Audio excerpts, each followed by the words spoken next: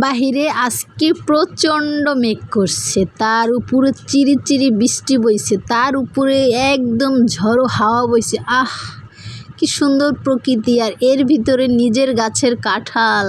আহ হা হা হা, পরানটা একদম জুড়িয়ে যায়। আর কে কে কাঁঠাল দিয়ে মুড়ি দিয়ে খেতে পছন্দ করেন?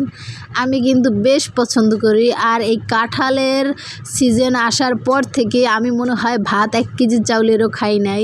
আর সেটা কেন, আপনারা আসলে খাওয়াটা দেখেই বুঝতে পারছেন।